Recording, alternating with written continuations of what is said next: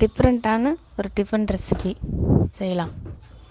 அதுக்கு பச்சரிசி ஒரு டம்ளர் எடுத்து கழுவி அரை மணி நேரம் ஊற வச்சுட்டு உப்பு போட்டு மிக்சியில் நைஸாக அரைச்சிக்கணும்.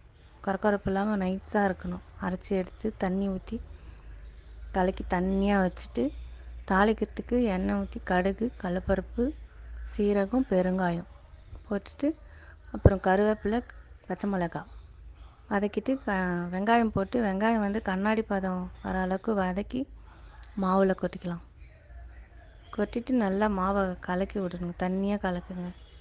கலக்கிட்டு தோசை தவா வச்சு அதை ஊற்றும்போது தண்ணியாக ரவா தோசை மாதிரி இருக்கும். அப்போ இப்படி ஊற்றும் போது தான் மொறுன்னு நல்லாயிருக்கும். கொஞ்சம் மாவு திக்காக இருந்தாலும் மொறுமொறுப்பு வராது. அது சட்னி வச்சு சாப்பிட்லாம், சட்னி இல்லாமல் சாப்பிட்லாம். டிஃப்ரெண்ட்டான டேஸ்ட்டில் சூப்பராக இருக்கும். அதுக்கு பேர் பால் தோசை.